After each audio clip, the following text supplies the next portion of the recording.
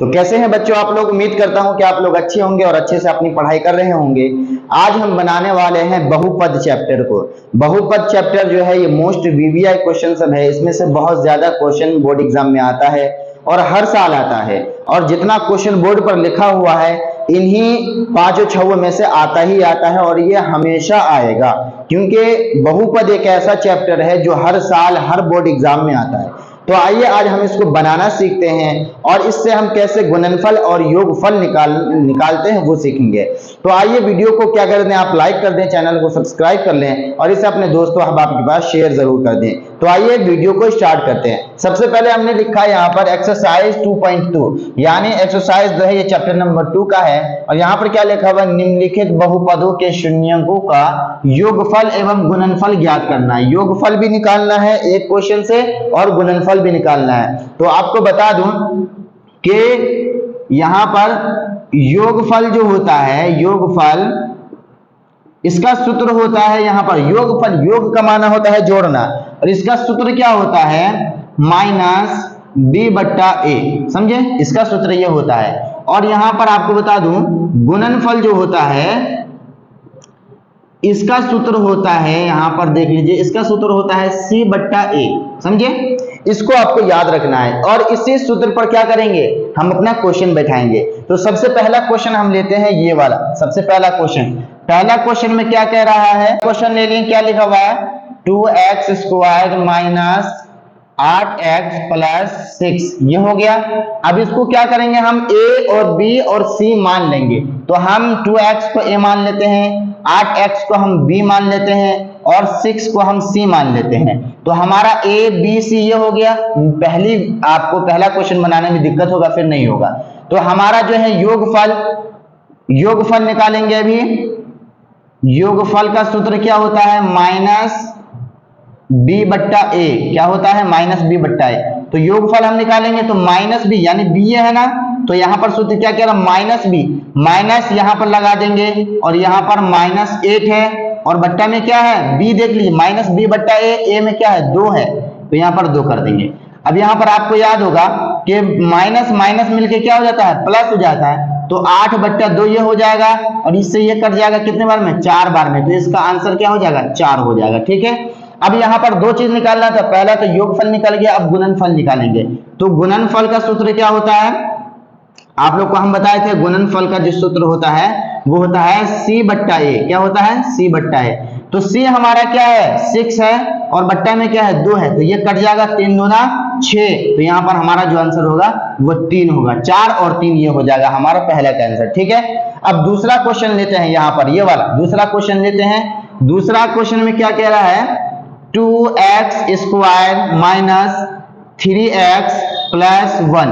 तो इसको भी हम a मान लेंगे, इसको b मान लेंगे, इसको c मान लेंगे। ठीक है, तो हमारा जो योगफल होता है यहाँ पर हम लिख भी देते हैं, योगफल इसका सूत्र क्या होता है माइनस b बट्टा a। ठीक है, तो माइनस b सूत्र कह रहा है और यहाँ पर देखें तो b भी माइनस में है, तो इसका मतलब 2 को माइनस होगा, तो -3 और a क्या है तो 2 है। ठीक है, तो बराबर अगर हम करेंगे इधर तो माइनस माइनस तो प्लस हो जाएगा, यानी 3 बट्टा 2 हो जाएगा। अब ये कटता नहीं है तो यही रह जाएगा 3 बट्टा 2। आगे देखिए गुणनफल की बात किया जाए तो हमने बताया आपको गुणनफल का क्या सूत्र होता है, c बट्टा a, क्या होता है c बट्टा a। तो c हमारा देखेंगे तो c है 1 और a कितना है 2, और देखिए c भी प्लस में है और a भी प्लस में है, तो इसका आंसर यही हो जाएगा, यानी एक होगा 3 बट्टा 2 और एक होता 1 बट्टा 2। ठीक है, अब यहाँ पर हम आ जाते हैं इधर, क्योंकि बोर्ड बड़ा है तो हो जाएगा। तीसरा नंबर क्वेश्चन लेते हैं, ये वाला। तीसरा में क्या कह रहा है, यहाँ पर देख लीजिए आप, तीसरा में कह रहा है 9x स्क्वायर माइनस 6x और प्लस में है 1। ठीक है, अब इसको भी हम a मान लेंगे, इसको b मान लेंगे, इसको c मान लेंगे। तो योगफल जो होता है उसका सूत्र क्या होता है, उसका सूत्र होता है माइनस b बट्टा a। ठीक है, तो अब योगफल हो गया, b है लेकिन b भी माइनस में है, तो माइनस और माइनस यहाँ पर प्लस हो जाएगा, आप लिख भी सकते हैं 2 बार, कोई दिक्कत नहीं। तो माइनस बी जो है ये क्या है 6 है, और बट्टा में क्या है ए में 9 है, ठीक है। तो बराबर 6 हो जाएगा और बट्टा में 9 हो जाएगा। तो इसको कटा लीजिए, 3 दूना 6 और 3 तिया 9, यानी इसका जो आंसर हो जाएगा वो कितना होगा 2/3। अब यहाँ पर गुणनफल की बात आ रही है, ठीक है। तो गुणनफल में हमारा क्या है, गुणनफल का सूत्र होता है C/A। तो C हमारा कितना है देख लीजिए, C/A है 1 है और A जो है वो 9 है। तो इसका मतलब क्या हुआ 1/9 जो होगा ये हमारा दूसरा आंसर होगा। पहला होगा 2/3 और दूसरा होगा 1/9। अब यहाँ पर हम क्या करते हैं, चौथा क्वेश्चन लेते हैं। चौथा क्वेश्चन में क्या कह रहा है देख लीजिए, 2x स्क्वायर माइनस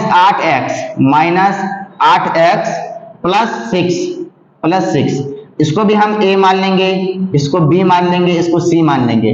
a जो होता है योगफल का सूत्र क्या होता है आपको पता होना चाहिए, योगफल बराबर होता है -b/a, ठीक है। तो योगफल -b/a, b भी क्या है माइनस में है और सूत्र भी कह रहा है माइनस। तो इसका मतलब क्या हुआ 8 इधर भी लगेगा, मतलब 2 को माइनस लगेगा, और एक क्या है 2 है। तो इसका मतलब 8 हो गया प्लस और 2 हो गया, 4 दूना 8 हो गया, यानी इसका पहला आंसर कितना होगा 4। अब दूसरा देख लीजिए, गुणनफल कितना हो रहा है। गुणनफल का आपने सूत्र पता होगा, हमने बताया भी बहुत बार।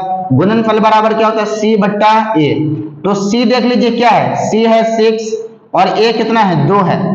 तो यहां पर हो जाएगा 3 दूना 6, तो यानी यहां पर इसका दूसरा आंसर क्या होगा 3 होगा। तो इसी तरीके से सारे क्वेश्चन बनेंगे। अभी मैं इसको और मिटा देता हूं ताकि आप अगर इसका स्क्रीनशॉट लेना चाहते हैं तो ले लीजिए। अब मैं दूसरा क्वेश्चन बनाने जा रहा हूं, ठीक है। दूसरा क्वेश्चन बनाएंगे, उसके बाद अच्छा से और समझ में आएगा। यहां पर जितने क्वेश्चन है बहुत आसान है, बहुत इजीली बन जाता है। तो अब यहां पे हम क्या करेंगे, अब ये वाला चौथा नंबर क्वेश्चन बनाएंगे। क्या करेंगे, चौथा नंबर क्वेश्चन बनाएंगे। चौथा बन गया। अब यहां पर हम 5वां नंबर बनाएंगे। क्या लिखा हुआ है x² माइनस 2x माइनस 8। ये हमारा क्या है, इसको भी हम a मान लेते हैं, इसको b मान लेते हैं, इसको c मान लेते हैं। तो योगफल जो होता है इसका सूत्र होता है -b/a। तो b जो है ये भी माइनस में है और सूत्र भी हमारा क्या रहा माइनस, यानी 2 को माइनस लगेगा, और a में क्या है 1 है। तो इसका मतलब है 2/1। तो 1 का कोई वैल्यू नहीं होता है, तो यहाँ पर 2 हो जाएगा। बट्टा में 1 रहता है, उसका कोई वैल्यू नहीं होता है, तो हमारा पहला आंसर 2 होगा। अब यहाँ पर आएगा गुणनफल की बात। तो गुणनफल में क्या होता है, उसका सूत्र होता है C/A। क्या होता है C/A। तो C कितना है यहाँ पर -8 है, C कितना है -8 है और बट्टा में 1 है। इसका मतलब क्या हुआ, इसका जो आंसर आएगा वो -8 आएगा। 1 का बट्टा के नीचे 1 का कोई वैल्यू नहीं होता है, ठीक है। अब यहाँ पर हम क्या करेंगे, ये 5वां नंबर सवाल था। अब यहाँ पर हम 6ठा नंबर सवाल लेंगे, ठीक है। 6ठा नंबर में क्या कह रहा है 6x² हम लिख लेते हैं यहाँ पर ताकि याद रहे। 6x² माइनस 7x माइनस 8, ठीक है। तो इसको हम a मानेंगे, इसको b और इसको c। तो योगफल जो होता है इसका सूत्र क्या होता है -b/a, ठीक है। तो अब माइनस देखिए ये भी माइनस में है और सूत्र भी कह रहा माइनस, इसका मतलब है 2 को माइनस लगेगा, 7 और a में क्या है 6 है, ठीक है। तो इसका मतलब क्या हुआ 7/6 इसका पहला आंसर होगा, क्योंकि ये कटने वाला नहीं है, यह अभाज्य संख्या है, यह भाज्य संख्या है, ठीक है। अब यहाँ पर अब दूसरे में आ जाते हैं। यहाँ पर देख लीजिए क्या कह रहा है, गुणनफल निकालने के लिए ना